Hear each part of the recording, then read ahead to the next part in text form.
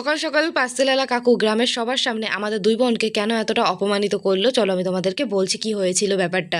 তো সকাল সকাল মিশো থেকে দেখো একটা পার্সেল চলে এসেছে, তো সেই পার্সেলটা তো নিয়েই নিয়েছি আমরা। তো এর ভেতর কী আছে আমি সঠিক জানি না, অনেক কিছুই তো অর্ডার করা হয়েছিল, তো সেগুলোর ভেতর থেকে একটা হয়তো এসেছে। তো চলো তো এর ভেতরে কী আছে একবার খুলে দেখি আমরা। তো এটা খুলেছি, খুলতেই দেখি আমি তো যেটা দেখলাম সেটা দেখে তো পুরো অবাকই হয়ে গেছি যে এত সুন্দর একটা জিনিস চলে এসেছে। তো চলো জিনিসটা আনবক্সিং করতে করতে আজকে তোমাদের মিষ্টি একটা ছোট্ট কমেন্ট বলি। এটা তো আমাদের এখানকারের মন্দির, তোমার বাড়ি কি ভোগের পাড়ায়? না দিদিভাই, আমার বাড়ি ভোগের পাড়ায় না, আমার বাড়ি হচ্ছে বিরোহী বাজারের ভেতরেই। তো থ্যাংক ইউ দিদিভাই আমাকে এত সুন্দর একটা কমেন্ট করার জন্য, আমার তরফ থেকে রইলো তোমার জন্য অনেক অনেক ভালোবাসা। অনেক ভালো থেকো মিষ্টি দিদিভাই তুমি।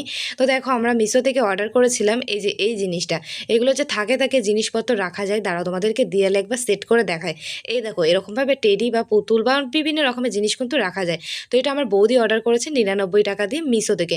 তো জিনিসটা তো খুবই সুন্দর। এবার আমি তোমাদের বলি কেন অপমানিত হতে হলো। তো 500 টাকার একটা নোট দিয়েছিলাম, দাদাটা বললো যখন খুচরো তোমাদের কাছে থাকে না তাহলে জিনিস কেন অর্ডার করো। তো খুচরোটা পাবো কোথায়, তোমরা আমাকে কমেন্ট করে বলো।